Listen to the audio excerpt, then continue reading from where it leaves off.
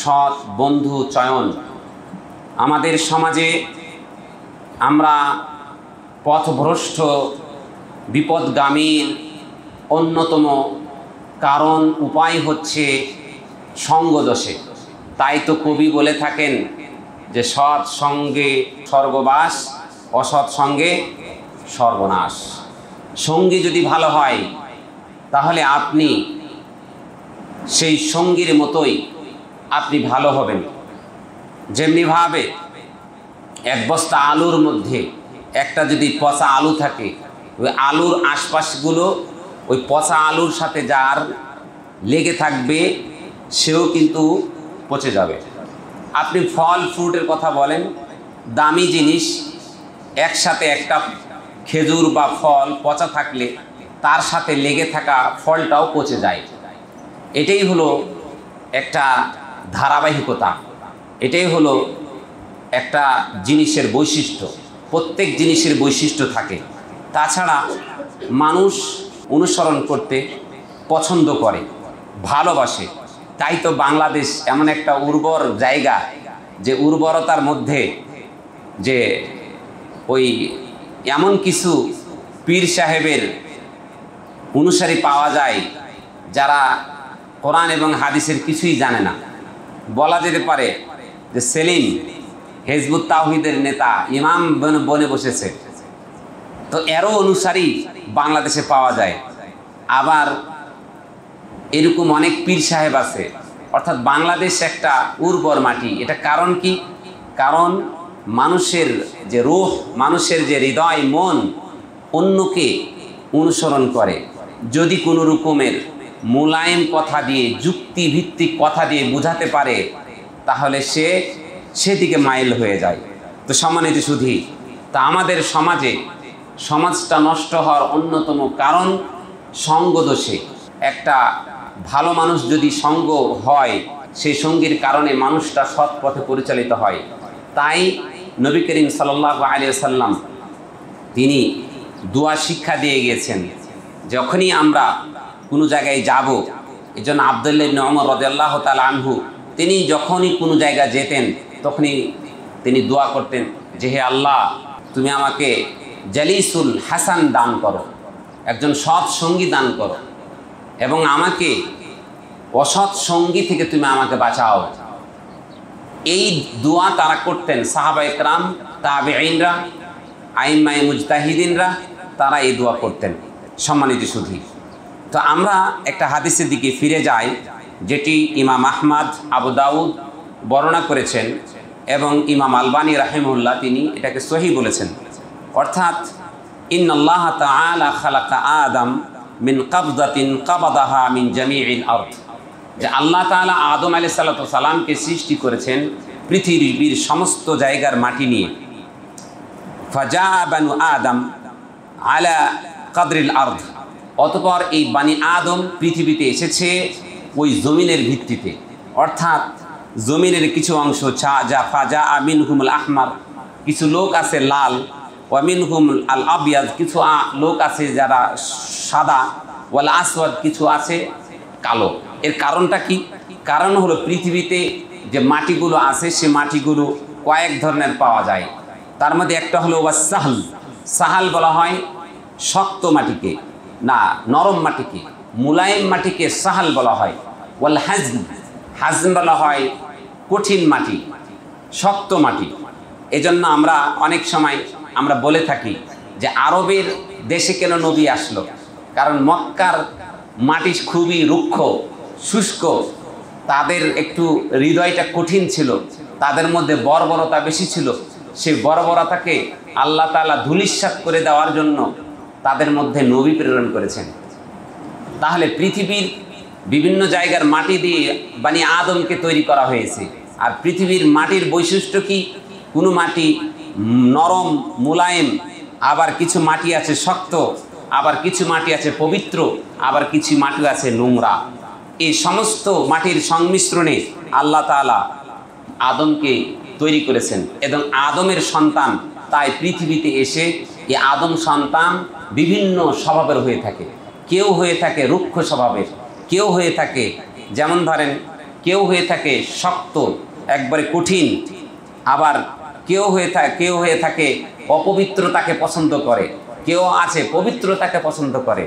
অর্থাৎ মাটির বৈশিষ্ট্যের কারণে আল্লাহ তাআলা আদম আলাইহিস সালামকে যেভাবে তৈরি করেছিলেন সেই স্বভাবেই মানুষ পৃথিবীতে এসেছে। সম্মানিত সুধী, এখন আপনি যখন ওই ভালো দিকগুলোতে ভালো অর্থাৎ পবিত্র মানুষগুলোর সাথে মিশবেন, নরম প্রকৃতির মানুষদের সাথে মিশবেন, তখন আপনি সেই প্রকৃতি হয়ে যাবেন। কারণ কাদামাটি এটা এমন একটা জিনিস, আপনি আপনার মন মতো করে আপনি সাজাতে পারবেন। দেখবেন কুমার যারা আছে তারা নরম মাটিতে বিভিন্ন রকমের খেলনা তৈরি করে, বিভিন্ন রকমের তারা হাঁডি পাতিল তৈরি করে। কিভাবে তৈরি করে? অর্থাৎ মাটিটাকে, নরম মাটিটাকে যেভাবেই আপনি বাঁকা করবেন সেভাবেই সে বাঁকা হবে। সম্মানিত সুধী, আপনাকে কথাই বোঝাতে চাচ্ছি যে মানুষ এই বৈশিষ্ট্যমণ্ডিত, আর মানুষ যখন চয়ন করবে ভালো পবিত্র মানুষগুলোকে, তখন তার সংস্পর্শে থেকে সে একজন ভালো মানুষ হয়ে যাবে। এজন্য আল্লাহ নবী সাল্লাল্লাহু আলাইহি ওয়াসাল্লাম তিনি একটি হাদিসে বলেছেন, মা রাহু আহমদ ওয়া তিরমিজি, ইমাম আহমদ এবং তিরমিজি রাহিমাহুল্লাহ তিনি বলছেন, আল মারউ আলা দীনি খালিলি ফালইয়ানজুর আহাদুকুম মান ইউখালিলু। একজন মানুষ তার বন্ধুর স্বভাবমণ্ডিত হয়। তার বন্ধু যেই চরিত্রের, সেই চরিত্রে দ্বারা সে সুশোভিত হয়, সেই চরিত্র তার মধ্যে ধারণ করে। এজন্য আল্লাহ নবী সাল্লাল্লাহু আলাইহি ওয়াসাল্লাম সতর্ক হয়ে বলছেন, ফালইয়ানজুর আহাদুকুম, তোমাদের যারা তোমরা বন্ধু চয়ন করবে সেই সময় তোমরা লক্ষ্য করবে মান ইউখালিলু, যে কাকে বন্ধু হিসাবে গ্রহণ করছো। বন্ধু চয়নের ক্ষেত্রে তোমাকে সিদ্ধান্ত নিতে হবে যে আমি কোন বন্ধু আমি গ্রহণ করছি। সম্মানিত সুধী, অনেক বন্ধু বান্ধব আছে, ছেলেটা 5 ওয়াক্ত সালাত পড়তো, দাড়ি রেখেছে, বন্ধুর পাল্লায় গিয়ে কয়েকদিন পরে দাড়িটি সেভ করে দিয়েছে, নামাজ ছেড়ে দিয়েছে। কারণ এমন গল্প গুজব, এমন কথা, এমন পরিবেশে সে গিয়েছে যেই পরিবেশে সলাতের ব্যবস্থা নেই। দাড়িটা তার জন্য লজ্জার, তার পোশাক আশাকটা, শালীন পোশাক আশাক তার জন্য লজ্জার। আপনাকে তারা খ্যাত বলবে, আপনি শালীন পোশাক পরবেন, আপনি লেবাসুত তাকওয়া পরিধান করবেন, কিন্তু ওই দুষ্ট লোকগুলোর মাঝে আপনি গেলে আপনাকে তারা খ্যাত বলবে। আপনার দৃষ্টিতে, তাদের দৃষ্টিতে আপনি খ্যাত, কিন্তু রাসূল সাল্লাল্লাহু আলাইহি সাল্লামের দৃষ্টিতে, আল্লাহর দৃষ্টিতে আপনি একজন মুত্তাকি, পরহেজগার। কারণ কি? কারণ আপনি লেবাসুত তাকওয়া, খুলুকুত তাকওয়া আপনি গ্রহণ করেছেন, আল্লাহ ভীরুতা আপনি গ্রহণ করেছেন।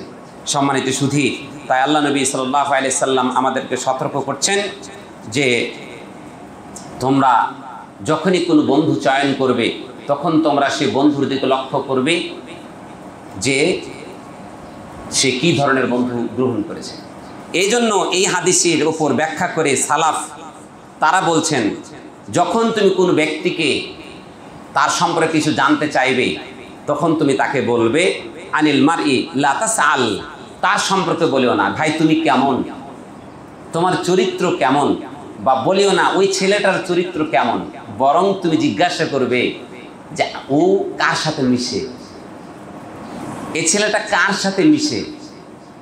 যার সাথে মিশে তার কথা জিজ্ঞাসা করবেন, কারণ তার সম্পর্কে জানতে হলে সে যার সাথে মিশে তার সম্পর্কে যদি আপনি জানেন তাহলে আপনি সঠিকটা পেয়ে যাবেন। এজন্য মেয়ে যখন দেখতে যাবেন ছেলের জন্য, বা ছেলে যখন মেয়ের জন্য দেখতে যাবেন, তখন আপনি দেখবেন ছেলের বাবাটা কেমন। কারণ ছেলের বাবার যে স্বভাবগুলো আছে এই স্বভাবগুলো সন্তানের মধ্যে অবশ্যই গড়ে উঠবে, এটাই স্বাভাবিক ব্যাপার। তাই তো দেখবেন ছোটবেলায় সন্তানেরা অনেক রাগী হয়, অনেক জেদি হয়, ভাঙচুর করে। এটার কারণটা কি?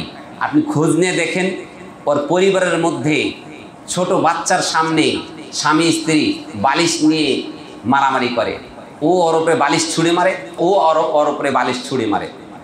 ডক্টর জাকির নায়েককে প্রশ্ন করা হয়েছিল, শায়েখ আমার ছেলেটা খুবই দুষ্ট, ও খালি জানলার ফাঁক দিয়ে ব্রাশ ফেলে দেয়, চিরুনি ফেলে দেয়, মূল্যবান জিনিস ফেলে দেয়, তো আপনি তার জন্য একটু দোয়া করেন, আল্লাহ যেন তাকে এই চরিত্র থেকে ফিরিয়ে নিয়ে আসে। তখন তিনি বলছেন, আমার দোয়ার সাথে সাথে আপনাদেরকে পরিবর্তন হতে হবে। মানে হচ্ছে আপনার অবশ্যই আপনার ফ্যামিলিতে আপনার স্ত্রীর সাথে এমন আচরণ করেন, কথায় কথায় আপনি চিরুনি ছুঁড়ে মারেন, কথায় কথায় আপনি সেই আপনার ব্রাশ ছুঁড়ে মারেন, বালিশ ছুঁড়ে মারেন, ধাক্কাধাক্কি করেন। এই বাচ্চারা যখন ছোট বাচ্চা যেটা দেখে তখন সেটাই সে শিখে। এই জন্য আল্লাহ নবী সাল্লাল্লাহু আলাইহি সাল্লাম বলছেন, কুল্লু মাউলুদিন ইউলাদু আলাল ফিতরা, প্রত্যেকটি বানি আদম ইসলামের ফিতরাতে জন্মগ্রহণ করে, অতঃপর তার মাতা পিতা ইউহাব্বিদানিহি, তার মাতা পিতা তাকে ইহুদি বানায়, তার মাতা পিতা তাকে নাসারা বানায়, তার মাতা পিতা তাকে অগ্নি পূজক বানায়।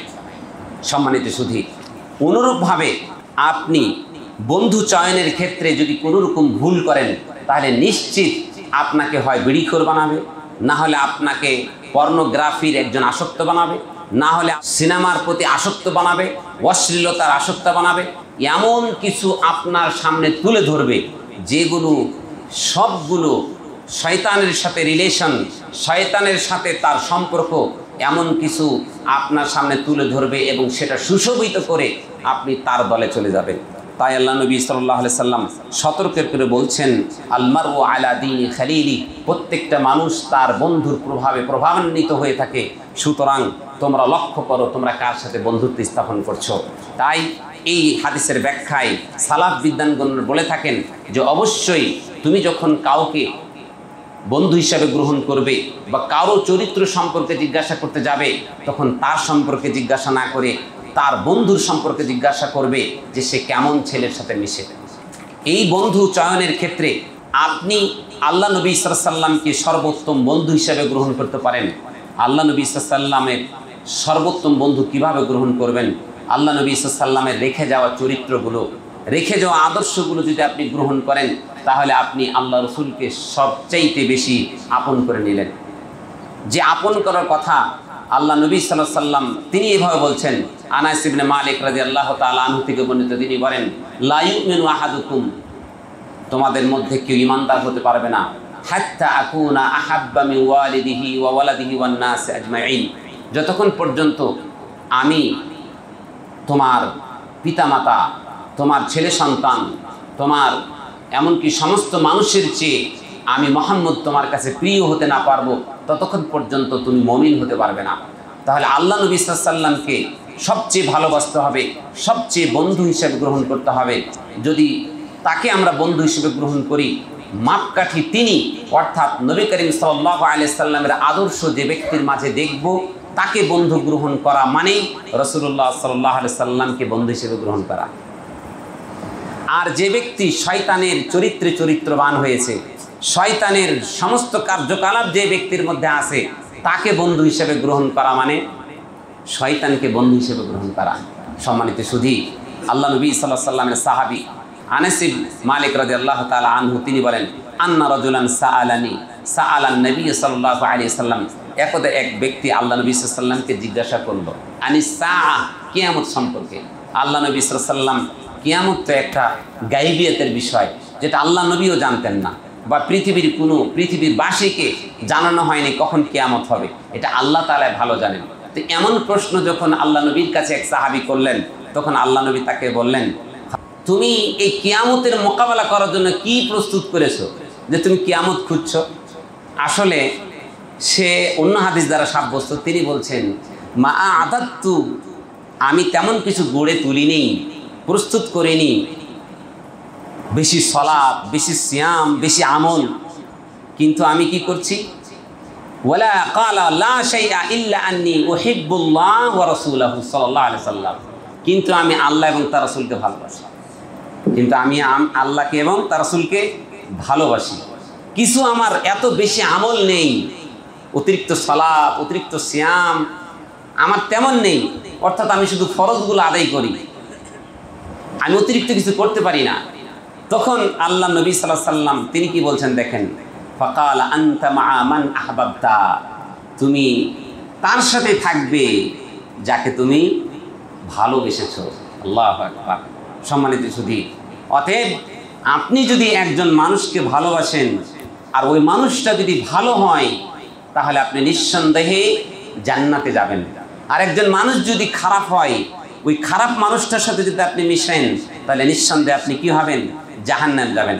আনাস বিন মালিক রাদিয়াল্লাহু তাআলা আনহু তিনি বলছেন, ফামা ফারিহনা বিশাইইন ফারাহানা বিকাউলিন নবী সাল্লাল্লাহু আলাইহি সাল্লাম, নবী করিম সাল্লাল্লাহু আলাইহি সাল্লামের এই কথা শুনে এত খুশি হলাম যে আর পৃথিবীর আরো কোনো বাক্য শুনে আমি এতটা খুশি হইনি। আল্লাহু আকবার। কথাটা কি দেখেন, আল মারউ মা'a মান আহাব্বা।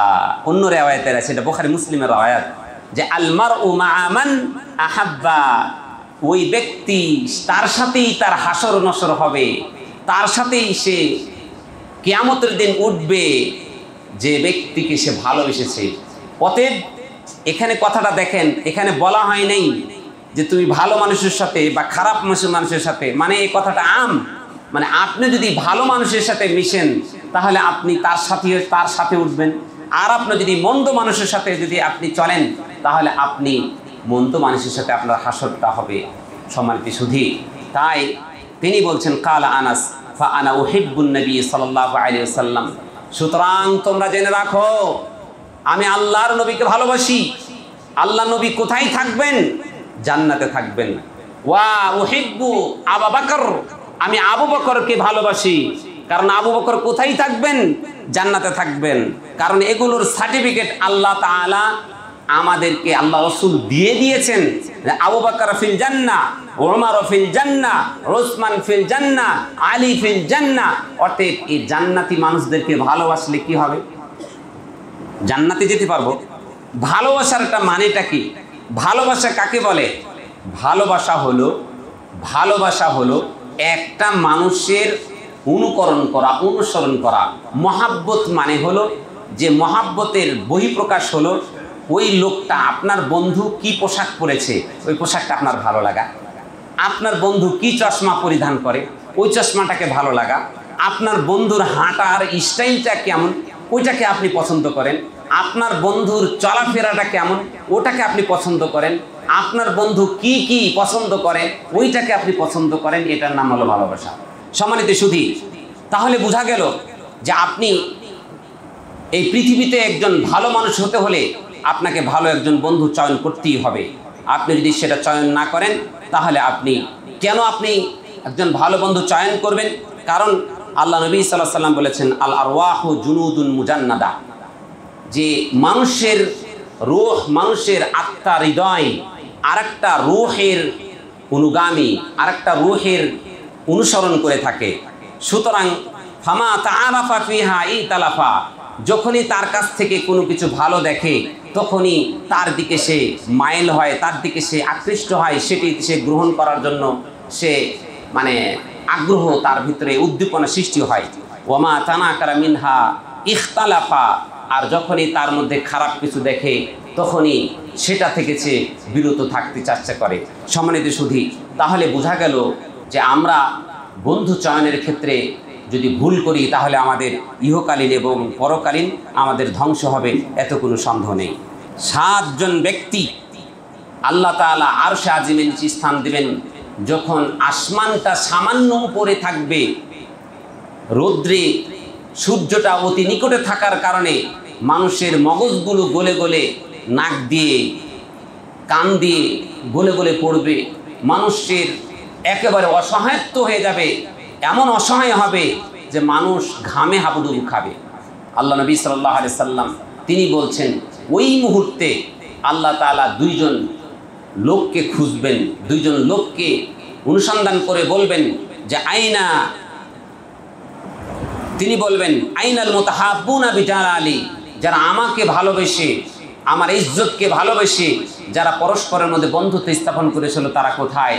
আজকে আমি তাদের 2 জনকে ছায়াতে আশ্রয় দান করব। আল্লাহু আকবার, আল্লাহু আকবার। তাহলে আপনি যদি একজন সৎ বন্ধু যদি আপনি চয়ন করেন, তাহলে আপনার জন্য এই সুসংবাদ আল্লাহ নবী সাল্লাল্লাহু আলাইহি সাল্লাম তিনি দিয়ে গেছেন। শুধু তাই নয়, মুআয রাদিয়াল্লাহু তাআলা আনহু তিনি বলছেন, সামি'তু রাসূলুল্লাহ সাল্লাল্লাহু আলাইহি সাল্লাম ইয়াকুলু আল মুতাহাব্বুনা ফি জালালি লাহুম মানাবিরু মিন নূরিন। মিম্বারের বহুবচন মানাবির। আল্লাহ নবী সাল্লাল্লাহু আলাইহি সাল্লাম বলছেন, যারা আমাকে ভালোবেসে পরস্পরের মধ্যে বন্ধুত্ব স্থাপন করবে, আল্লাহ নবী সাল্লাল্লাহু আলাইহি সাল্লাম বলছেন কাল কিয়ামতের দিন তার জন্য একটা নূরের মিম্বার তাকে উপহার দেওয়া হবে। নূরের মিম্বারের উপরে থাকবে, যে মিম্বারটার মধ্যে কি নূর চমকাইতে থাকবে। আল্লাহ নবী সাল্লাল্লাহু আলাইহি সাল্লাম বলছেন ইয়াগবিতুহুমান নাবিয়্যুন ওয়াশ শুহাদা। যেই অবস্থান, যে তার মর্যাদা দেখে নবী এবং শহীদরা পর্যন্ত তারা গিপ্তা করবে, তারা হিংসা করবে, ঈর্ষা করবে, যে ঈর্ষাটা বৈধ। তারা আফসোস করবে যে আল্লাহু আকবার, তাদেরকে এত নবী এবং শহীদদের কত মর্যাদা রয়েছে, সেই মর্যাদা পাওয়া সত্ত্বেও তারা দুইজন বন্ধু যারা আল্লাহকে ভালোবেসে বন্ধুত্ব করেছিল, যারা আল্লাহর জন্য বন্ধুত্ব করেছিল, যদি তার মধ্যে অনিষ্ট খারাপ অশ্লীলতা দেখে, তাকে শুধরানোর জন্য বহুবার চেষ্টা করার পরে সে যদি না ফিরে আসে, সে বন্ধু থেকে সে আলাদা হয়ে আল্লাহ এবং তার রাসূলের বিধানকে মেনে চলে যদি, তাহলে কিয়ামতের দিন আল্লাহ তাআলা তাকে এমন মর্যাদায় আসীন করবেন। সুবহানাল্লাহ। তাহলে আমরা ইনশাআল্লাহ বন্ধু চয়নে ভুল করব না তো। আজকে বিড়িখোর হয়, আপনি তথ্য নিয়ে দেখেন ওর বন্ধু ছিল বিড়িখোর। আপনি তথ্য নেন যে 5টা 6টা মেয়ের সাথে সম্পর্ক করে, জেনাই লিপ্ত হয়ে নাম দিয়েছে রিলেশন। আপনি খোঁজ নেন ওর বন্ধু এমন মানুষের সাথে মিশেছে যে ও 4-5টার সাথে এরকম অবৈধ সম্পর্কে লিপ্ত রয়েছে। আল্লাহ নবী সাল্লাল্লাহু আলাইহি সাল্লাম তিনি আরও বলেছেন, যে হাদিসটি ইমাম আবু দাউদ, তিরমিজি এবং আহমদ তারা তাদের স্ব গ্রন্থে কোট করেছেন এবং হাদিসটি হাসান পর্যায়ের। আনাবি সাঈদ আল খুদরি রাদিয়াল্লাহু তাআলা আনহু থেকে বর্ণিত, তিনি বলেন নবী করিম সাল্লাল্লাহু আলাইহি সাল্লাম থেকে বর্ণনা করেন, নবী করিম সাল্লাল্লাহু আলাইহি সাল্লাম বলেন, লা তুসাহিব ইল্লা মুমিনান, তুমি কোনো মুমিন ছাড়া কারোর সাথে বন্ধুত্ব স্থাপন করিও না। লা তুসাহিব ইল্লা মুমিনান, কোনো মুমিন ছাড়া তুমি বন্ধুত্ব স্থাপন করিও না। ওয়ালা ইয়াকুল তুআমাকা ইল্লা তাকিয়ুন, আর মুত্তাকি পরহেজগার ছাড়া তোমার খাবারে কেউ যেন ভাগ না বসায়। কথাটা কিরকম আপনি কি একটু চিন্তা করেছেন? তোমার খাবারে যেন 4-5 জন লোক আছে যাদের সাথে তোমার মোটামুটি সম্পর্ক, এই সম্পর্ক লোকগুলোর সাথে তোমার যেই লোকটি পরহেজগার মুত্তাকি তাকে তুমি খাওয়াতে চেষ্টা করবে, তোমার খাদ্যে তাকে ভাগ বসাবে, আর বাকিদেরকে তুমি তোমার খাদ্যের মধ্যে তার কোনো অধিকার নেই। এটার নাম হলো দ্বীন। কারণ আপনাকে কোরআন এবং সুন্নাহর উপরে রাখতে যা যা দরকার সেটাই আল্লাহ নবী সাল্লাল্লাহু আলাইহি সাল্লাম আমাদের জন্য সেই নির্দেশনা দিয়ে গেছেন। সম্মানিত সুধী, আপনি যদি এমনটা না করেন তাহলে আপনার কি ভয়াবহতা আপনি কি একটুখানি চিন্তা করেছেন? আপনার কেমন ভয়াবহতা হবে আপনি কি চিন্তা করেছেন? একটুখানি চিন্তা করুন। আল্লাহ নবী সাল্লাল্লাহু আলাইহি সাল্লামের চাচা আবু তালিব, সবাই চিনি যে আল্লাহ নবী সাল্লাল্লাহু আলাইহি সাল্লামকে একমাত্র সাহায্যকারী, যিনি জীবদ্দশায় আবু তালিব যতদিন জীবিত ছিলেন আল্লাহ নবীর দিকে আঙ্গুল তোলার কারো সাহস পায়নি, আঙ্গুল তুললে তার ক্ষমতা এরকম ছিল সে আঙ্গুলকে মটকে দিত। যখন মৃত্যুবরণ করতে গেলেন, মৃত্যুর শয্যায় যখন শায়িত হলেন, সেই সময় আল্লাহ নবী সাল্লাল্লাহু আলাইহি সাল্লাম তিনি বারবার বলতে থাকলেন, হে চাচা তুমি লা ইলাহা ইল্লাল্লাহ বলো, আমি তোমার জন্য সুপারিশ করব। বারবার বলতে থাকলো। কিন্তু ওই যে বন্ধুরা আবু জাহাল এবং আব্দুল্লাহ ইবনে আবি উমাইয়া, এরা বারবার তাকে প্ররোচনা দিতে থাকলো যে তুমি শেষ বয়সে, শেষ সময়ে, অন্তিমকালে তোমার বাপদাদার ধর্মকে তুমি কলঙ্কিত করো না। বারবার একথা যখন বলতে থাকলো, হাত্তা কালা আবু তালেব, আবু তালেব শেষ কথাটা বলে দিল, আখিরু মা কাল্লামাহুম ওয়া হুয়া আলা মিল্লাতি আব্দুল মুত্তালিব, না আমি আমার আব্দুল মুত্তালিবের যে ধর্ম সেই ধর্মের উপরে আমি থাকলাম। শেষ। আল্লাহ নবী সাল্লাল্লাহু আলাইহি সাল্লাম অনেক আশা নিয়ে, আকাঙ্ক্ষা নিয়ে তিনি বললেন যে আমি অবশ্যই আমি আল্লাহর কাছে তোমার জন্য সুপারিশ করব। আল্লাহ নবী সাল্লাল্লাহু আলাইহি সাল্লামের তার এই কথার পরিপ্রেক্ষিতে আল্লাহ তাআলা কোরআন আয়াত নাযিল করে দিলেন, মা কানা লিন নবী ওয়াল্লাযীনা আমানু আয়াস্তাগফিরু লিলমুশরিকিনা। এটা কোনো নবীর জন্য সমীচীন নয়, এটা কোনো নবীর জন্য উচিত নয়। ওয়াল্লাযীনা, এবং যারা ঈমানদার তাদের জন্য সমীচীন নয়। আয়াস্তাগফিরু লিলমুশরিকিন, মুশরিকদের জন্য সে ক্ষমা প্রার্থনা করবে। ওয়ালাউ কানু, তারা যদি হয় উলি কুরবা, অতি নিকটাত্মীয় হয়, তারপরও মিন বাদি মা তাবায়্যানা লাহুম আন্নাহুম আসহাবুল জাহিম, যখন তাদের কাছে স্পষ্ট হয়ে যাবে সে জাহান্নামের অধিকারী, জাহান্নামের অধিবাসী হয়ে গেছে, তার জন্য সুপারিশ করা কোনো মুমিন বা কোনো নবী রাসূলের জন্য সমীচীন নয়। চিন্তা করুন, ভাবুন যে বন্ধু যদি ভালো না হয় তাহলে তার শেষ রক্ষা কিভাবে হলো না। বন্ধু খারাপ হওয়ার কারণে আল্লাহ তাআলা কোরআন আয়াত নাজিল করে দিলেন, ইন্নাকা লা তাহদি মান আহবাবতা ওয়ালাকিন্নাল্লাহা ইয়াহদি মান ইয়াশা। হে মুহাম্মদ, তুমি কোশ্চেন কালেও তুমি হেদায়েত দিতে পারবে না, তুমি যাকে ভালোবাসো, কিন্তু আল্লাহ তাআলা যাকে চান তাকে হেদায়েত দিবেন। সৎ সঙ্গে কি হয়, অসৎ সঙ্গে কি হয়, একটুখানি ভাবুন। আর একটা উদাহরণ দিতে চাই। আমরা এই উদাহরণ আগে থেকে জানি যে উকবা ইবনে মুঈত, সবাই জানি উকবা ইবনে মুঈত, তিনি উমাইয়া ইবনে খালফ এর কি ছিল, সে বন্ধু ছিল।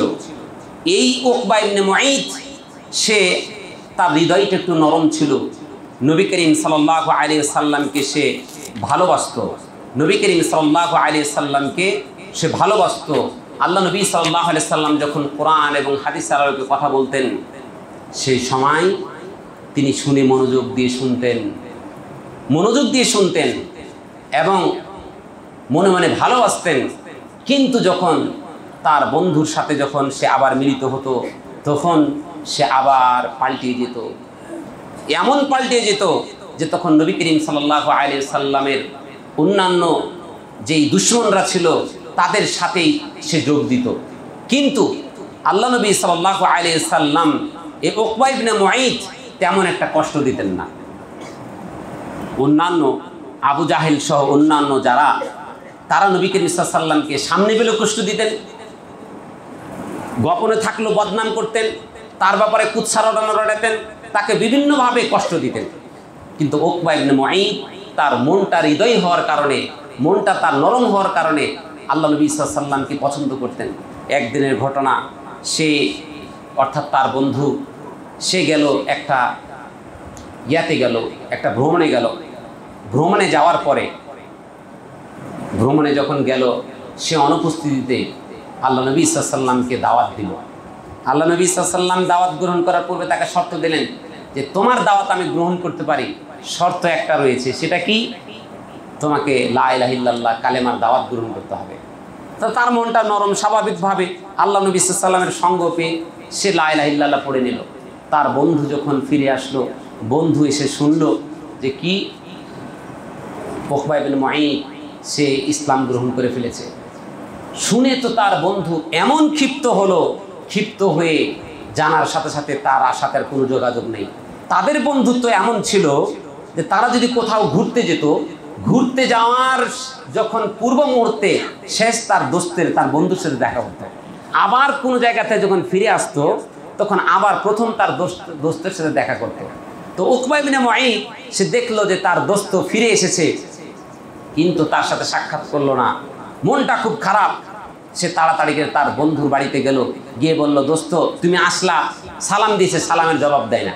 কি বাবা, তুমি সালামের জবাব দিচ্ছ না কেন, সালামের উত্তর দিচ্ছ না কেন?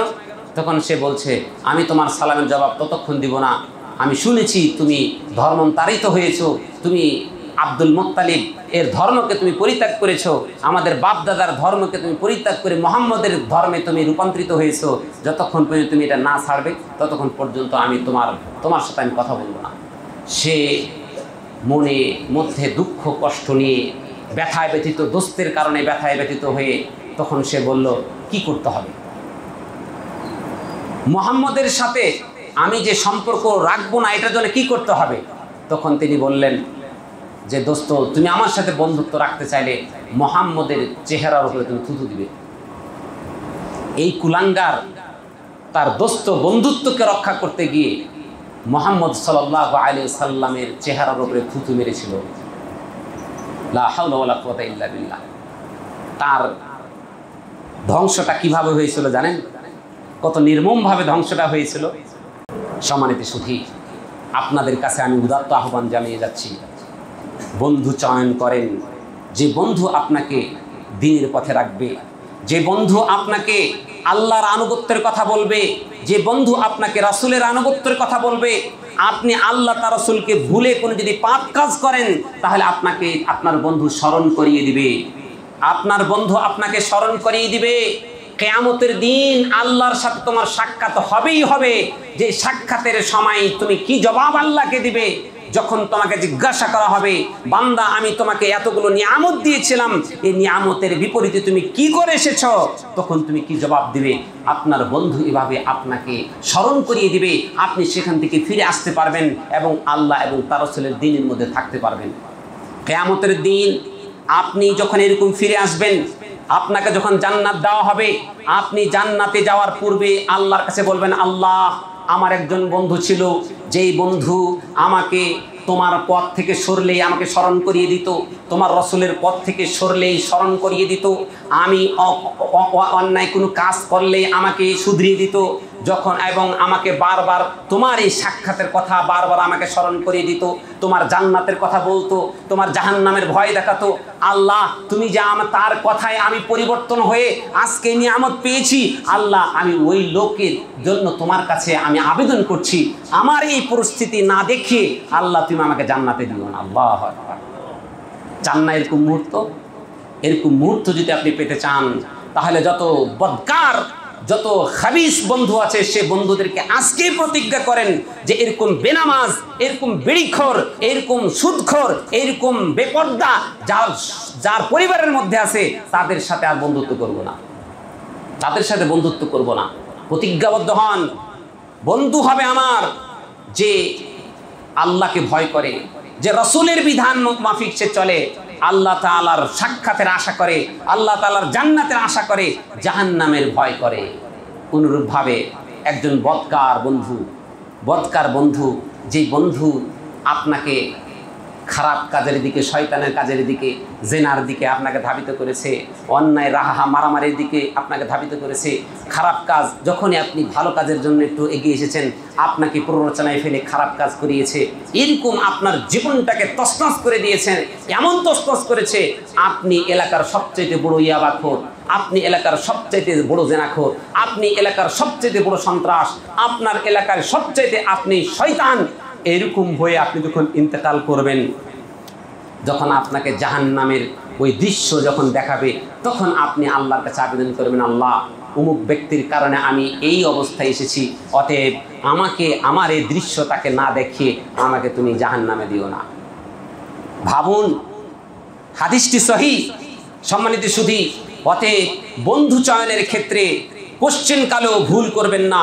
এই বন্ধু চয়নে যদি আপনি ভুল করেন তাহলে আপনার এই পৃথিবীটাও ধ্বংস হবে এবং পরকাল তো ধ্বংস হবেই, এতে কোনো সন্দেহ নেই। আপনি ইহকালীন এবং পরকালীন নাজাতের জন্য একজন সৎ সঙ্গী আপনার অবশ্যই লাগবে, বিশেষ করে আপনার স্ত্রী। উনি কিন্তু আপনার একজন বন্ধু। এই স্ত্রী চয়নের ক্ষেত্রে সাবধান সাবধান সাবধান। বিয়ে করার আগে যেই নবীর দিক নির্দেশনা সেটা দিকে দেখবেন। আল্লাহ নবী সাল্লাল্লাহু আলাইহি সাল্লাম বলছেন, তুনকাহুল মারআতু লিআরবাঈন, মহিলাদেরকে বিয়ে করা হয় চারটা জিনিস দেখে। এটি হলো সমাজের রেওয়াজ রীতি। তার মাল দেখে, তার বংশমর্যাদা দেখে, তার সৌন্দর্য দেখে, তার দিনদারিতে দেখে, এই চারটা জিনিস দেখে সমাজের মানুষ বিয়ে করে। আল্লাহ নবী সাল্লাল্লাহু আলাইহি ওয়াসাল্লামের নির্দেশনা হলো ফাজফার বিযাতিদ দ্বীন, তুমি দ্বীনদারি থেকে তুমি প্রাধান্য দাও। তারিবাতে ইয়াদাকা, না হলে তুমি ধ্বংস হবেই হবে, তুমি ধ্বংস হবেই হবে। তোমার পরিবার থাকবে না, তোমার পরিবারটা একটা জাহান্নামের টুকরা হবে, জাহান্নামের টুকরা হবে। এমন জাহান্নামের টুকরা হবে, রাত্রের বেলাটা তোমার মনে হয় 1 বছর রাত্রিটা আল্লাহ তাআলা বড় করে দিয়েছে। ফজর উদিত হবে না, বইয়ের নির্যাতনে তোমার ফজর উদিত হবে না, তোমার দিনটা হবে দুর্বিষহ। আমার এক মুসল্লি ওয়াল্লাহি আমি মিথ্যা বলছি না, আমার এক মুসল্লি আমার কাছে এসে ফজরের নামাজের আগেই এসে, আমি আজান দিতে উঠবো কি, ও আয়সা আমাকে উঠায়, কয় ভাই উঠেন। তখন আমি বুঝছি যে আজকে বউ মনে হয় শুইতে দেয় নাই, বউ আজকে শুইতে দেয় নাই। আপনি যদি দিনদারি থেকে প্রাধান্য না দেন, আপনি মাল দেখেছেন, আপনি রূপসী রাজকন্যা দেখেছেন, আপনার জীবনটা ধ্বংস হয়ে গেছে। সম্মানিত সুধী, আল্লাহ নবী সাল্লাল্লাহু আলাইহি ওয়াসাল্লামের একজন সাহাবী উমর ইবনুল খাত্তাব রাদিয়াল্লাহু তাআলা আনহুর কাছে, আমি এই ঘটনা বলি শেষ করছি। আল্লাহ নবীর কাছে এসে বিচার দিল যে আমার একটা সন্তান, যে সন্তানটা চরম মা বাবার সাথে চরম বেয়াদবি করে, তার জন্য একটু দোয়া করেন এবং তাকে কিছু নসিহত করে দেন। সন্তানকে ডাকা হলো, বলল, বাবা তুমি কেন তোমার বাবার সাথে দুর্ব্যবহার করো, মায়ের সাথে দুর্ব্যবহার করো? তুমি কি জানো না তোমার মা বাবার উপরে তোমার হক রয়েছে? তুমি কি জানো না? হক যদি মা বাবার হক যদি আমার উপরে থাকলে তাহলে আমারও হক মা বাবার উপরে আছে। হ্যাঁ আছে, আগে ওই হকের কথাগুলো আমাকে বলেন। তখন ওমর বিন খাত্তাব রাদিয়াল্লাহু তাআলা আনহু তিনি বলছেন, সন্তানের হক একজন বাবার জন্য বিয়ে করার পূর্বে থেকেই, সে যখন বিয়ে করবে তখন সে ফাজফার বিযাতিদ দ্বীন, দিনদারিতা মহিলাকে প্রাধান্য দিবে। যখন পৃথিবীতে সন্তান তুমি যখন আসবে, তখন তোমার সন্তানের দ্বিতীয় হক শুরু হলো, তুমি একটা সুন্দর দেখে নামকরণ করবে।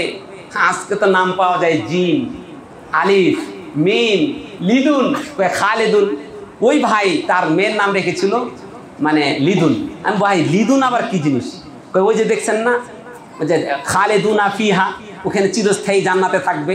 তো খালেদুন থেকে নিয়ে শুধু লিদুন রাখছে, খালেদটাকে বাদ দিয়ে দিয়েছে, মানে খাকে বাদ দিয়ে কি লাগছে, লিদুন। এই হলো আমাদের অবস্থা। মানে এত পণ্ডিতি, আবার নামছে জিন। ও হরফ, মানে কোরআনের হরফের মধ্যে একটা জিম আছে। আরে ভাই জিম থাকলে কি দেয়, কোরআনের নাম তো ভাই ফেরাউনও আছে, তো ফেরাউন কি নাম রাখা যাবে? বলেন না, ফেরাউনও তো আছে কোরআনে। তো আমরা নাম রাখার ক্ষেত্রে এত অবহেলায়, মানে এটাকে মনে করি একটা, অথচ এটা সন্তানের হক।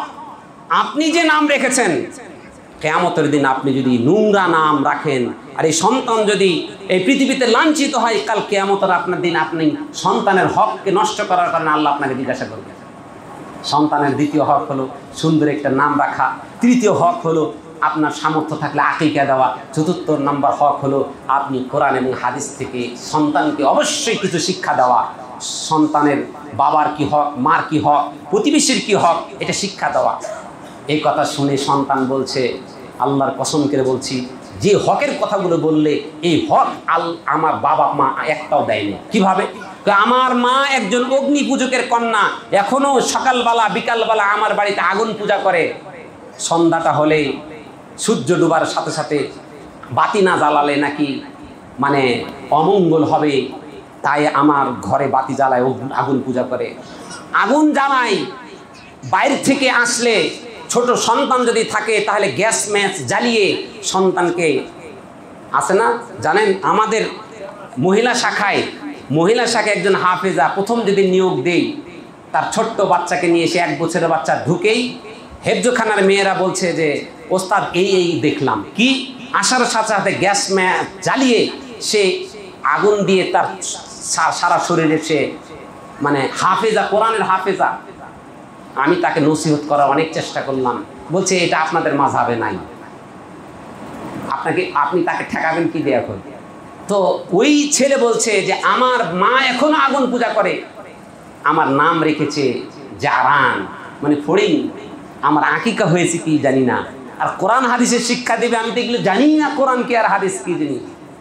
ওমর ইবনুল খাত্তাব রাদিয়াল্লাহু তাআলা আনহু তাকে ধমক দিয়ে বললেন, বেটা তুমি তোমার সন্তানের হক তলব করতে এসেছো, সন্তানের হক তলবের পূর্বে তুমি তো সন্তানের হককে তুমি মেরে দিয়েছো, তোমার হক তো তুমি মরবে, এটাই স্বাভাবিক।